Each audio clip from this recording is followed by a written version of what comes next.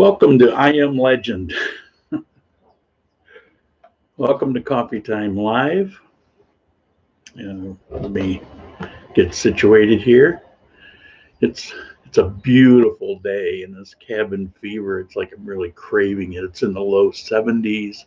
There's a little breeze. It's bright, sunshiny. Few puffy clouds here and there in the sky. It's a kind of day that I'd be out walking around doing some video things, and here I am. Now the title is I'm facing 3 weeks in jail because we've got a quarantine going on and we're supposed to stay in our houses.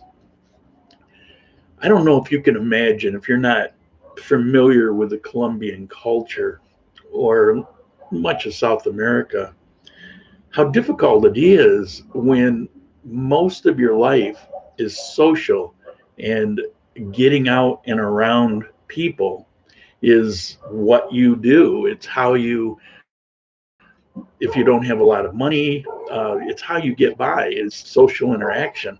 And you take that away and you're taking away, I mean, the only thing that's more important is maybe family. And so it's got to be really difficult. I know it is, from some feedback I'm getting from some people that I know. For me, it's no big deal. You know, after being trapped in bed for 2.5 years, I can actually get up and move around and move within the building. And, so it's honestly, it's not a big deal for me. And I was a little prepared. But there is a curfew in place. And here in Armenia, it's until April 13th.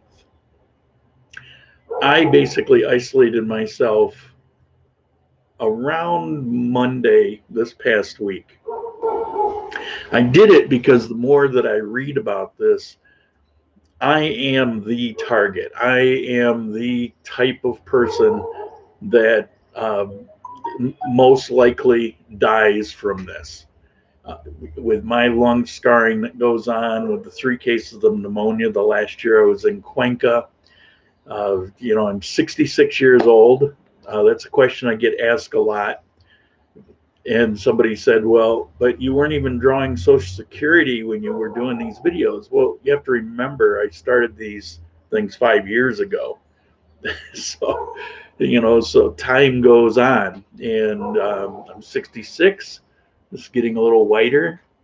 And to answer another question while we're at it, no, this is my hair. I'm not bald. I'm not gray. I do think I'm getting a little light up here, but my hair is so fine. It's like baby hair. It's hard to tell. I've been thinking that since I was in my 20s. So enough of that.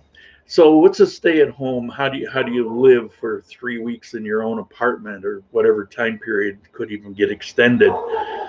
Well, first of all, in Armenia and Manizales too, in Pareda, in much of Colombia, while we're at it, there's a lot of, the culture is really based around home delivery. And while some things are closed down for that, home deliveries are still available. So, for example, if I want to order up a lunch for about 3,000 pesos or 70 cents, I can have it delivered to my house still. Now, the building is taking precautions in that they won't let them into the building and come up to your apartment, so that you don't have strangers pushing buttons on the elevator and all of that. The cleaning lady in this building, she's been going crazy. You walk through and all you smell is Clorox. They love their Clorox. And this is one time I can't argue. Normally I'd say, no, don't use the Clorox. But so you have to go down, and I haven't used it. I've just been cooking. I've been cooking away here. This week I made a couple pizzas, homemade pizzas, make up the dough and stuff. And I was craving pulled pork sandwiches, North Carolina style, the vinegar, flake, hot pepper kind of stuff. And so I made that. Oh my God, that was so good. So I haven't been doing any home deliveries.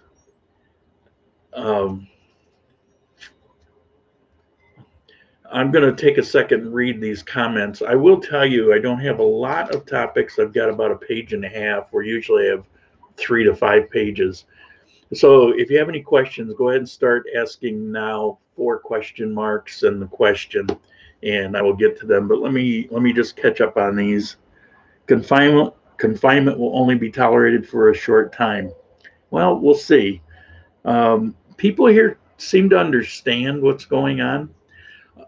Hooli, my friend, she went to the store to gather me some things. She's been helping a lot. And this was yesterday. And the curfew was off until 2 p.m.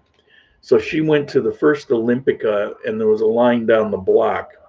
And this is the first time it's been like that. But everybody knows what's going on. The president came out, made an announcement. So she went to the other Olympica at the mall, and there was a line, but it wasn't as bad. And she went in there and did some shopping. And she took some pictures, and you could see that for the line, people were spaced out. There were, I don't know, probably 2-3 feet apart. And she has some pictures. Fortunately, I can't show it here. I'm going to talk about that at the end of this. Back on this. And they're coming to take me away. Aha, they're coming to take me away. Ho, ho, hee, hee, out to the funny farm where life is beautiful all the time. And I'll be happy to see those clean white, okay, where life is beautiful all the time. If your clean white coats are coming to take me away. Big time echo. Really? Echo. Don't have no idea why.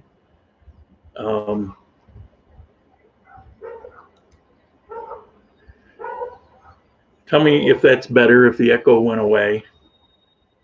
It shouldn't have affected it, but you never know. I had the actual page open so I could have the chat.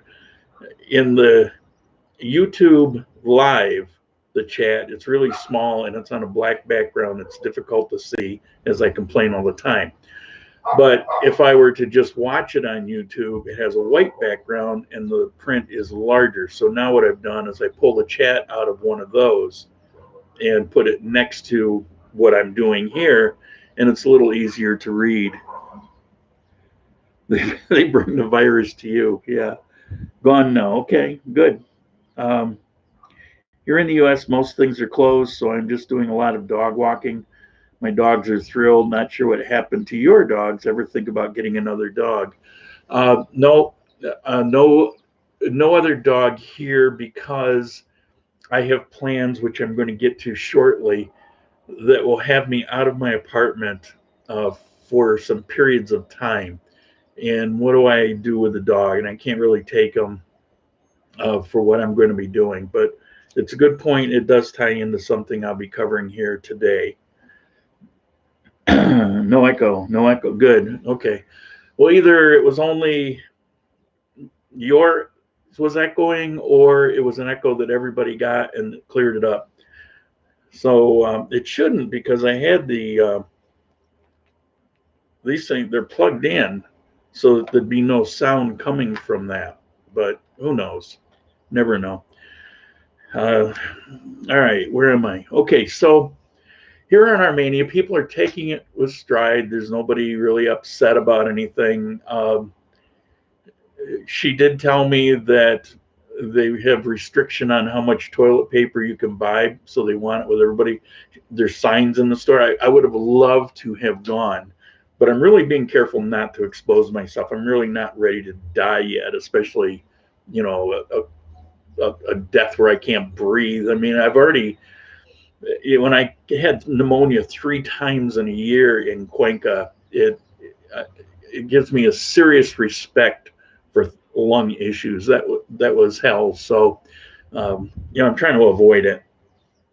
But she said there were, I wish she'd taken more pictures. She's got a few pictures, and I'll see if I can put together a video this Thursday.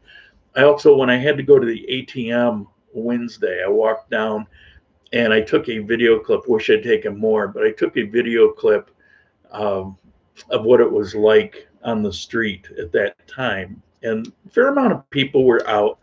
And it was funny because you had quite a few people wearing the mask. So let's say this is the mask. Well, they're wearing it down here on their chin so that they could talk. One lady had it down here just over the mouth. It is just bizarre. Okay, so that's what's it like here in Armenia. In Colombia, it's more or less similar. I've got a friend in Manizales who tells me that it's been locked up tight and there's not access to a lot of things. Check out the app iFood, Domicilio, and Uber Eats. And I think you'll be surprised. And one of them, I think, is Domicilio in Manizales.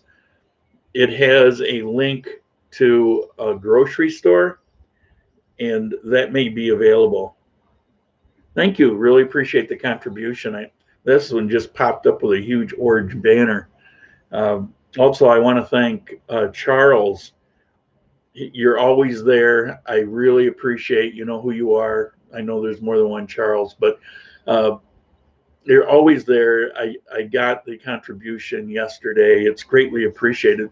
That was actually the first one in a month, but I completely understand, what's going on. Everybody has to say,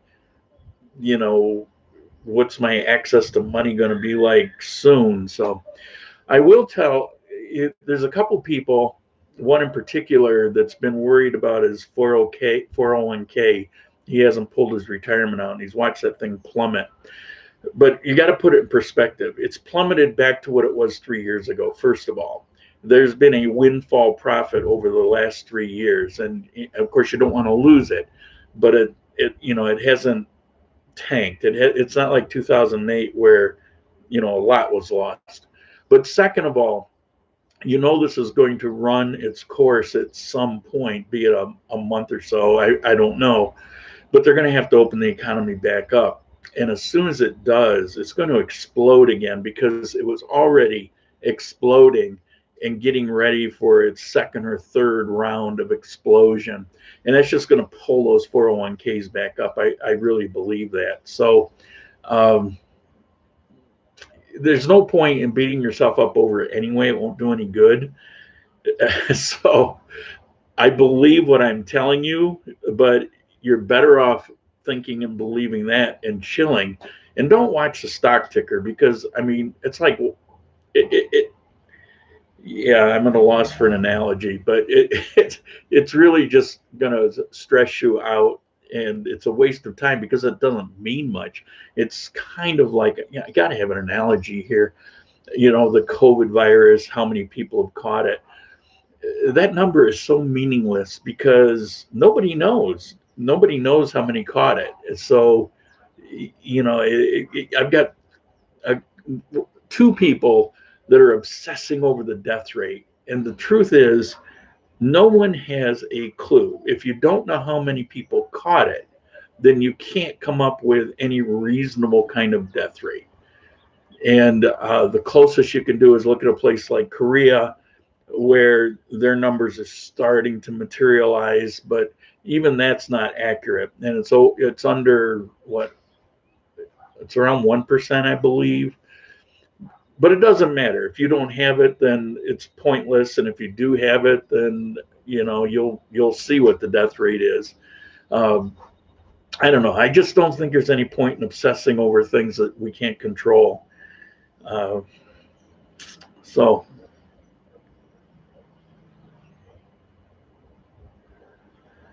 at some point, you have to consider moving your stock in 401k. Personally, I wouldn't. I think the worst time to make these decisions is when you have some immediate emergency that inevitably goes away. For example, when 9/11 hit, the stock to Delta, which at the time was my favorite U.S. airline, the stock to Delta had plummeted down to about 8 points. And it was, I don't remember what it was, 40, 50 points or something. And just overnight, it dropped down to 8 points. I went and bought a whole bunch of it and waited. It took time, but it got back up there. And I made a ton of money that later my illness would just suck away from me. All the money that I saved in my life for retirement, thinking I was going to have this amazing retirement, all got whittled away over those 3 years of being sick. 2.5 years in bed, but 3 years of being sick.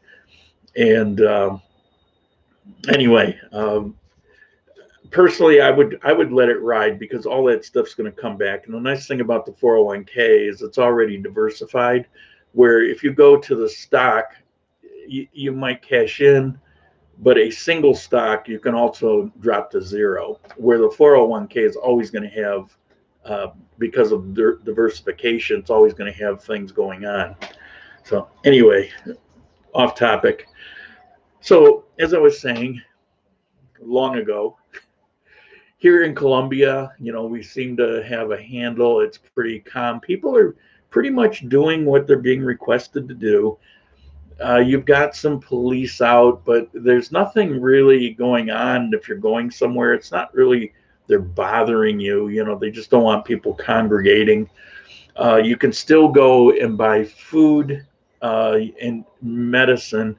As a matter of fact, there's a couple exceptions, food and medicine, if you've got an emergency. So it's not like you absolutely can't go. I mean, what if I, don't have such and such medicine? Like I've got about 10 days left of a medication that I take every day. Well, when the time comes, I can get it or have somebody bring it to me. So in Peru, I was just reading that there was somebody going through the streets doing an announcement like they were doing in Manizales, but they're doing an announcement telling people, close your windows, close your doors and windows. And if you leave the house, the military is authorized to shoot you. Bit draconian, glad I'm not in Peru. Now, that may not be true, but that's what someone was saying. In Ecuador, I think there, and I've got a lot of friends there, having lived there. There's a lot of political turmoil going on. It seems like people are seeing this as a chance to make points or whatever. There was just a big resignation of the lady who was in charge of this emergency, I believe, and she resigned because she thinks the government's mishandling everything and telling stories about it and playing politics with it. And it's, I'm not surprised. It's Ecuador, but as far as people, from what I understand, people are doing okay. Although Guayaquil is getting hit pretty hard with this. I forget the number of cases. I think they're up to around 1,000. In Colombia, they had their first death yesterday. It's inevitable. It's going to happen sooner or later. All right, what do we got here? Dying is easy. Living is difficult. Feel failure, not death. Be anxious for nothing. Good point. COVID-19 cases in Manizales has spiked 100% from 1 to 2. Just reporting. Yeah, I'm not surprised. Manizales is on this massive lockdown, and they went from 1 to 2 cases. I don't know what it is here in Armenia.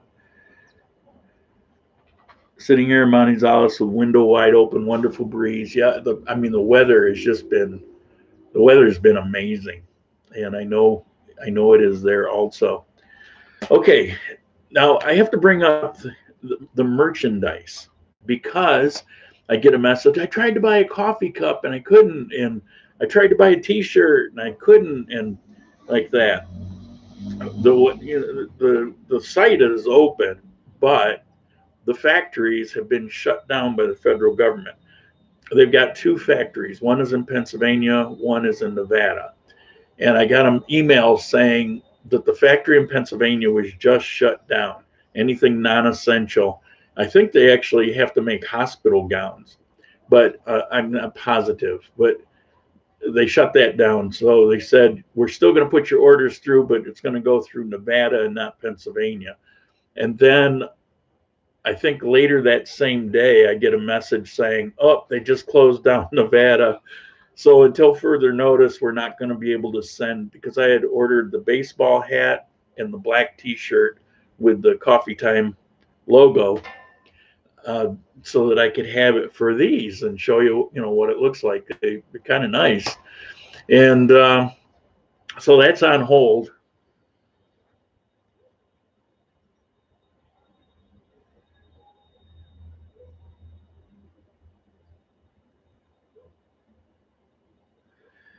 Okay. Market overvalued. I absolutely do not believe that at all. I think that's kind of ludicrous, but it's, we all believe what we want to believe. So there, the market. I guess I have to say something about why I say that. Where the market was, just because it grew so much doesn't mean it was overvalued. The market was based on actual things that had happened. When it went south in 2008, it was based on smoke. It was based on uh, bank loans that didn't really exist. They didn't hold any value because people just kind of backed out of them. There were a lot of pretend money going on. And the one prior to that, with the junk bonds, when it crashed over the junk bonds, it was pretend money. This last time around, it was based on actual demand. It was based on actual production, and the numbers showed it in so many ways. The unemployment rate dropping because production was up, and so many people were being called into work, watching incomes raise. All of those things. That's not fictitious. That's based on real things happening. Therefore, the market reflected that, and so I don't personally don't view it that way at all. It's only overrated when it's based on things that don't exist, and what was going on existed. But that's my personal opinion, and I'm hardly an expert. Um, okay, so I do want to tell you something about what have I been doing. This I haven't really brought up at all in a video, but I have been planning for about 6 months to try to get my own transportation. Now in Armenia, you absolutely don't need it. I wouldn't do it normally. I'm not interested in just having a car or motorcycle for the sake of it. But if I really want to get some good videos, I need to have my own transportation. To travel just to go see things, the bus is fine. Again, if I wasn't doing these videos, I wouldn't consider what I'm talking about. But to do videos, it really is problematic. There's things that you need to carry. There's things you need to lock up. I need to have some way to do that. And I'm serious about doing the videos. When I decided, for New Year's, am I going to continue with this or should I just stop it? So I've been saving pennies, pesos, for about 6 months, and I'm up to about $800. And it's helped recently with the peso to dollar exchange in my favor, because I don't really have extra money, but that's been helping, and I've been putting that to the side. So I've got about $800, and so I've been looking for a car, and I'm considering a motorcycle just because of the cost. For example, I can get a good, relatively new, like 2015 motorcycle for about $450. I've looked at a couple, and one that I'm interested in is a Pulsar 220. 220, you say, well, it's not very big. Well, for Colombia, that's pretty good size, and it's big enough for what I need. Pulsar is not Chinese. It's made in India, and they've got a very good track record. It's why they're very popular throughout South America, because Mostly what you're going to see here in Colombia, the Yamaha and Honda, and they tend to avoid the Chinese, but you'll see a lot of Pulsars, and I'm not worried about it. So $450, and I can get one. Now I've been looking for a used car, and the problem I'm running into right now, see, this changes constantly, and after motorcycle club, yeah, and after this emergency is over with, there'll probably be some real bargains to be had. Um, and right now it's not bad, but the thing is, I found some used cars in a similar range, under $1,000, but they're older and they all need a certain amount of work, and you don't know how much work. It takes it takes money to really put them on the road, and plus you have to pass a safety inspection they have here. And so I probably want to avoid those and get something that is already it's known to be good, and that's going to run. I found a number of them in that category for about $2,200. These are on a current safety inspection that they were able to pass. They look like they're in good shape. The miles not too crazy on it. So, so the cheaper ones are like 80s and 90s, and the ones I'm talking about are in the 2000s. And so ideally would be to get a car, but it's probably going to be another 6 months to a year before I can afford that. So I'm thinking, well, maybe I can get a motorcycle and put a lockbox on the back of it and operate that way. So I'm kind of torn. Motorcycles are problematic. Is one, they're dangerous to ride here, and I've ridden my whole life, but it's a bit scary here. And the other thing is, you get a fair amount of rain. Now, here in Armenia, it's controllable, but I wouldn't be riding it here in Armenia. I'd be going out and going places, and, getting caught in rainstorms on a regular basis isn't my idea of fun. So then you got to buy a rain suit, and it's kind of problematic. So I don't know. And then you've got the issue of I've got to get a license. I've got a U.S. license. It's only good for your first, I think, 6 months that you're here, and that's long ago. So the license costs costs a million pesos, which is about $250. It takes 2 weeks to do the course. I think you go most every day, and it's in Spanish, but they kind of hold your hand. They guarantee that you're going to pass, and when it's done, they issue the license. They don't really have a DMV type system here. These driver courses issue the licenses right there, which is pretty cool. So they have incentive to get you a license. And then you got to get, car insurance. You got to renew that annual inspection. You got an annual tax, which covers your registration. So, there's expenses to have this. And, I'm looking at, well, I've saved about $800. Which way do I go? I can afford to do a motorcycle again when all this craziness is over, but what do I do? So just sharing that with you. I don't know. I'm kind of leaning towards motorcycle because I don't want to wait forever to get some of these ideas for videos done.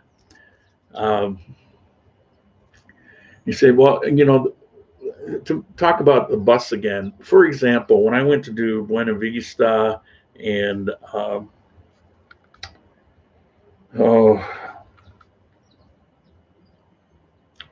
other place, they're kind of out there, and I ended up sitting on a curb waiting about 3 hours in the hot sun for a bus with equipment, wasting time. As a matter of fact, by the time the bus came where I'd planned on going, it was really too late to go. So I ended up doing something else instead, where if you have your own transportation, you just go and do what you need to do. So there's a lot of complications to it. Okay, so what's going to happen over the next couple of weeks in coffee time, the type of topics, what can I do since I can't go out and really film anything. I don't know. I'm open to suggestions. I used to do quite a few talking heads on topics, so I'll look at doing some of those. I do need to come up with some kind of program, and I'm going to ask you for your help on this. I've talked about this before, but I'm going to ask you to search. You got time? You're not doing anything. Get on the internet and search. I need to find something that will stream to YouTube and give me the ability to put up slides and clips and various things so that you can see things I'm talking about. Then I can go back to using them in Coffee Time Live, and I think it'll be a lot more interesting. There's things I want to show you, like those clips of the people standing in line, or when I went down to the ATM, and I can't. I have no ability to do anything. I can't put an intro. I can't put any subtitles, nothing. So I need to do that. And all the ones that I look at that are workable are $200 and up, and they can go up to whatever. And I just can't afford it. I've got other things that, like getting transportation to do videos, is more important. There is one that's free. The problem is so complicated. It's a what is it? We're on a platform where everybody shares. Forget the name of it. So you have people constantly contributing to it, and I would have to take a month to dig into it and learn it, and I don't want to do it, and I've got other things to do. I do enough now, so I kind of have to rule that one out. But there are some programs out there that you can buy that will attach to that, and so it keeps the price down. So if you know of anything, if you can get out there and take a look and send me suggestions.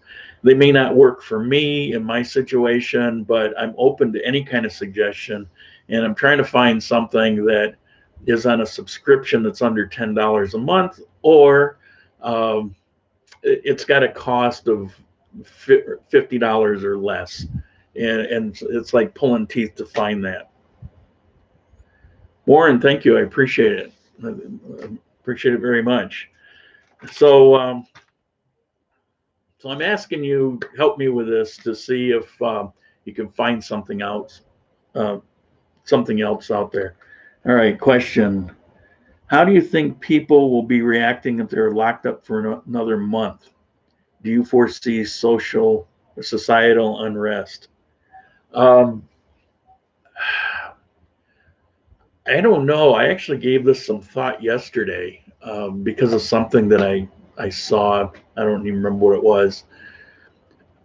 I think in the U.S., I think the problem is if they're like it is right now, where everything's in lockdown, and not all states are in lockdown, but they've got a number. I think they're up to 15 states that are in lockdown. That'll probably, it'll probably be all of them in, in the next few days. I think if they don't open the economy up, it's going to do as much damage as long-term damage, including to people, as what the virus itself could potentially do. And I don't think they're not trying to lock things down until the virus is gone. What they're trying to do is lock it down to slow it down so that they can handle it. And where places where they didn't do that, like in New York, for example, where it just kind of exploded, or in Italy, they had 800 people die just yesterday. And it was a day or two before that, they had 400 people die in one day. So it's gone crazy there because everything was just kind of left wide open. And everybody did what most of us were doing. It's like, well, why are you doing that? It's just, we don't worry about the flu, and we weren't taking it as serious as it can be. And as contagious as this thing is, um, I started taking it serious last Monday.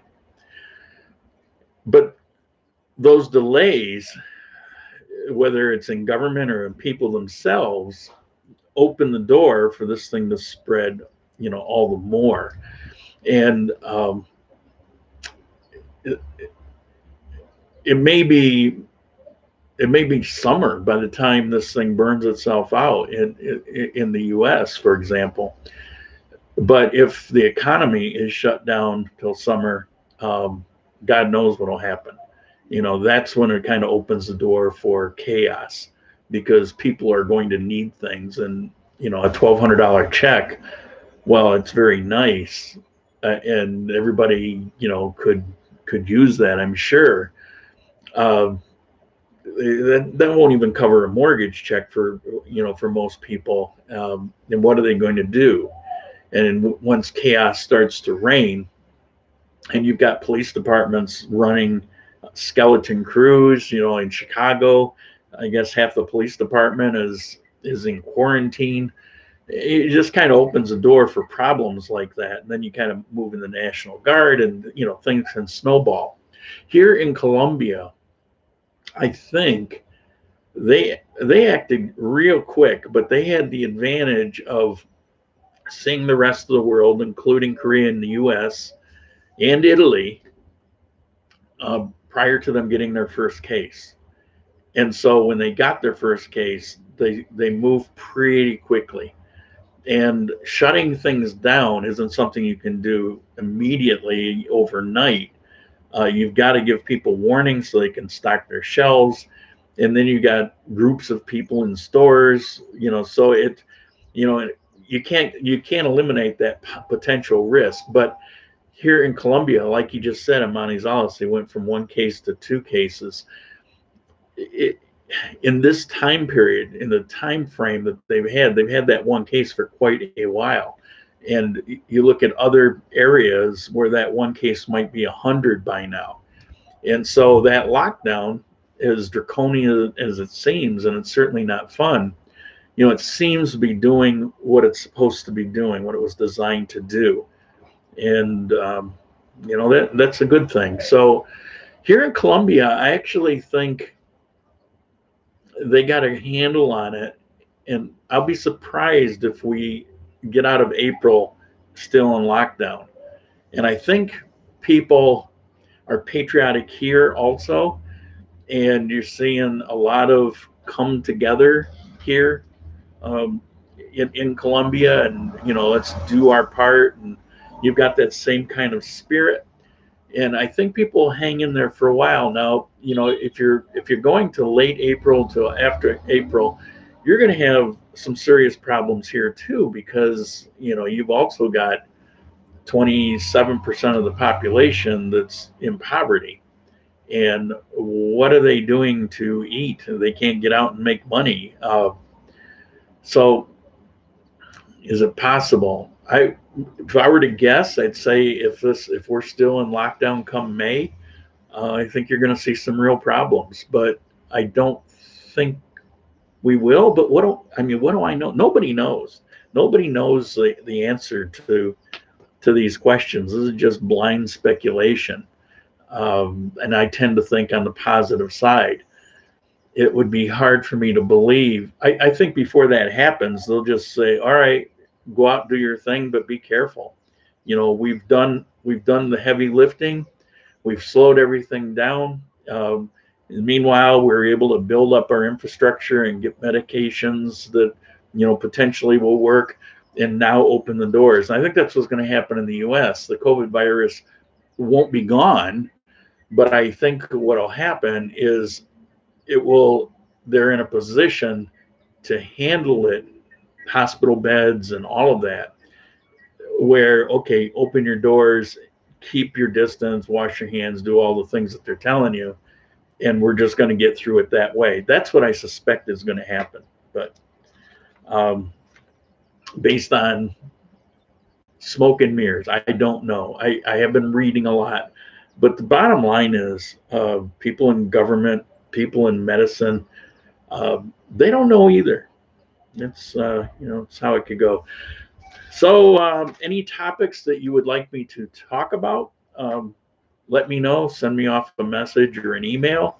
All the information is in that comment section below these YouTube. There's a big section there. It's got all kinds of stuff. A lot of questions I get are actually, the answers are down there. I'm asked about equipment, all sorts of things, and just take a look. Colombia is doing the right thing, getting aggressive early. However, a risk is people fleeing from Venezuela because it's bound to get bad there. Yeah, I mean it's eerily strange how little information we're getting about what's going on in Venezuela. The concern here in Colombia is that you have a situation throughout the country where in every city you've got some really, really poor, and you've got a lot of Venezuelan migrants throughout the country that there's just too many to absorb in the best of times. And they're living in little shanty towns and things like that. And they don't have internet. They're not, sitting there watching TV. They're trying to subsist. They're out in the streets trying to make money. That just disappears. They're not necessarily getting full information on what's going on. Those are hotbeds for contamination, and that's throughout Colombia. And so that's a real risk and concern. And it's similar to the homeless population, be it California, New York City, San Francisco, where you have something similar to that. And I think that's the wild card here.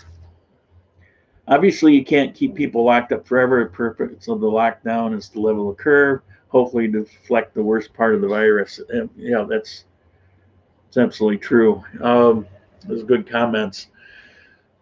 Yeah, I mean, you're not going to be locked down through the course of this. I imagine, okay, to answer your question about, do you think it'll get violent?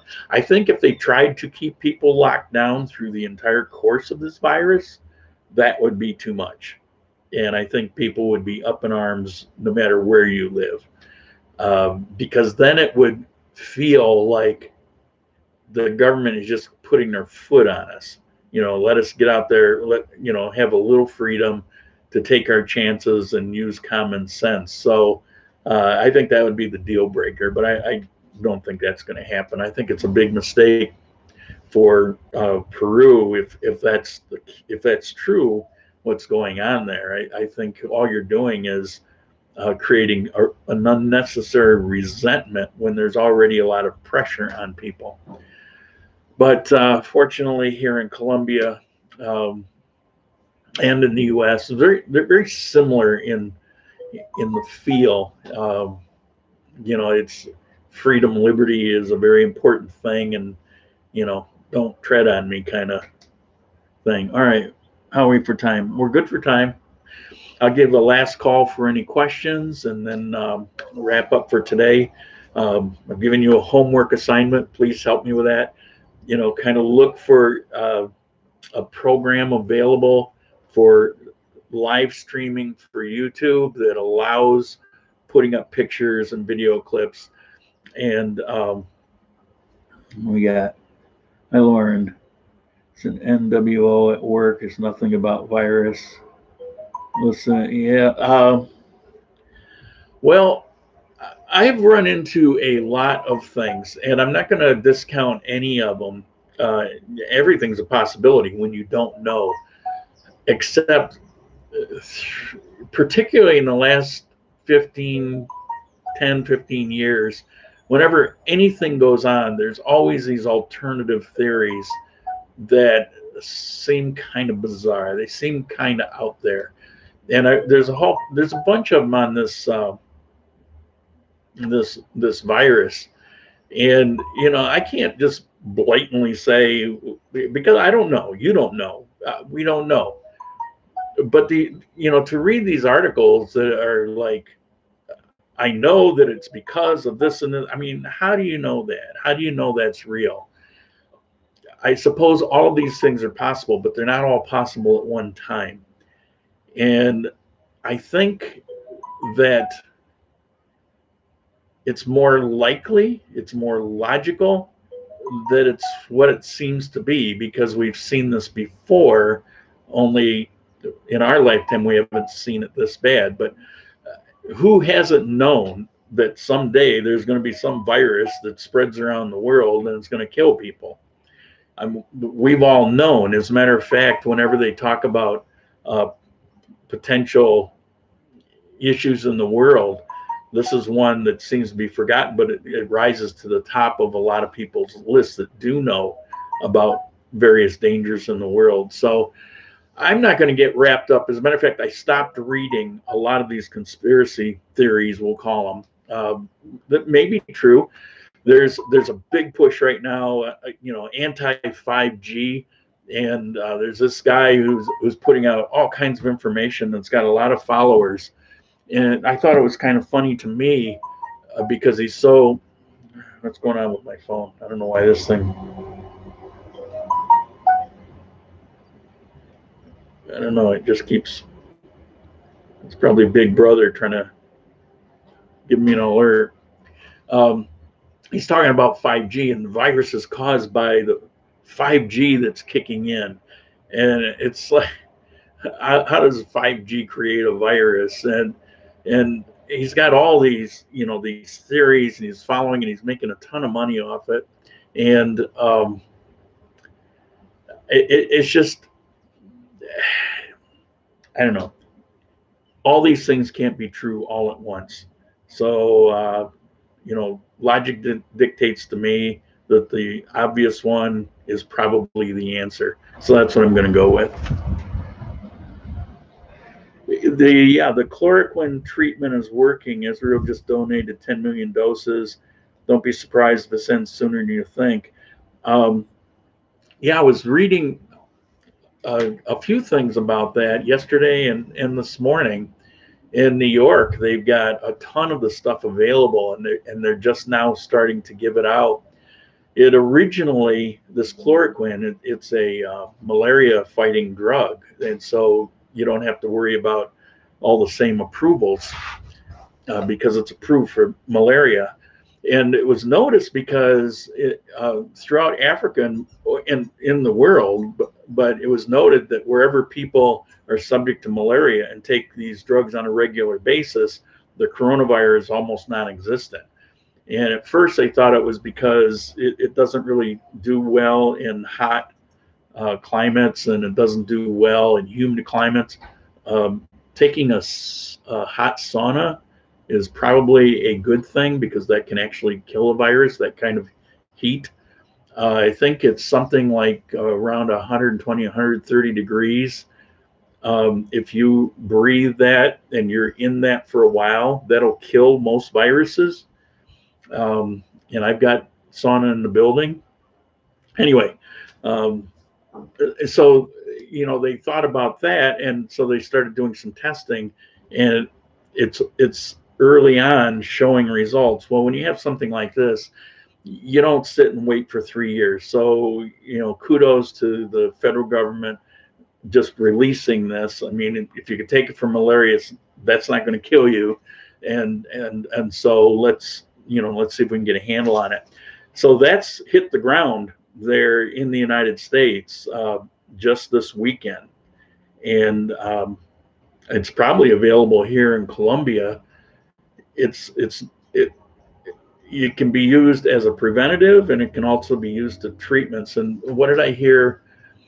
I saw a YouTube video on, I don't know if it was Fauci or one of those up there professionals with the CDC, said that if you take the virus and it's at a level 8 and you take this chloroquine, it drops it to a level 2, takes the danger out of it.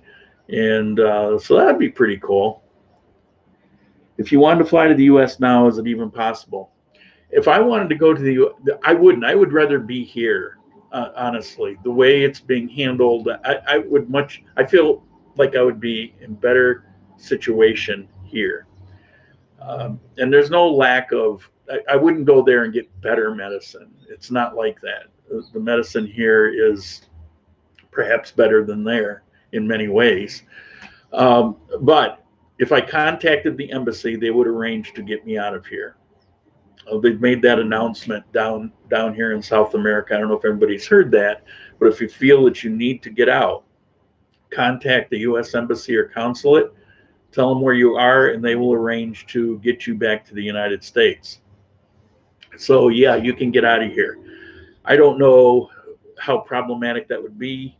When you got back, you'd be under quarantine, God knows where, sitting in some military base. I mean, I'm cool here, but there is that.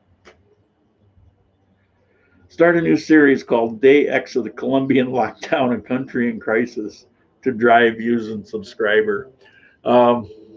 It's a world in crisis, right? It's throughout, and I'm actually in one of the better places to be, at least at this point in time. I don't know. You're looking out the street this morning. The reason I started this out, showing the camera around, is I saw there were a number of people waiting for this to start, and so I wanted to start early, but I didn't want to start talking early. So I started showing my neighborhood. I don't know if you can see in that, but it showed basically empty streets. And if you go out here or anywhere where most people are, you go out and it's just like the world's been abandoned. And all I could think of is that movie I Am Legend. I think somebody sent me a message saying something legend that, either that's what he was talking about or not, but it made me think of that movie with Will Smith, where he's driving his Mustang GT through New York City. And anyway, don't go back to the U.S. No, I won't go back to the U.S. I wouldn't go. I didn't go back to the U.S. at a job offer that was crazy good. I didn't go back to the U.S. even for a week, when somebody offered to cover all expenses and had a place for me to stay, just to go back, which was very nice, very generous, and I greatly appreciated. I don't want to leave here. I'm being fulfilled being here, and even with this virus thing going on, it doesn't change that. I just like to be here. So yeah, maybe that'll change someday. Maybe I'll have a reason to go back, but right now I don't want to. Okay. Somebody retracted a message. I wonder what he said. Okay, so I think that's it for today. Any ideas for topics, send those on. And if you take a look and find some software, send me a message. Don't be hurt if I dismiss it out of hand. A lot of these I've looked at, and for one reason or another, they're not suitable. But there's so much out there that I'm not finding it. So I'm giving you the parameters. See if you can help me with it. The contributions today, thank you very much. Those are the first ones in about 2 months. So it's nice to see. And I'll see you next Sunday. Ciao.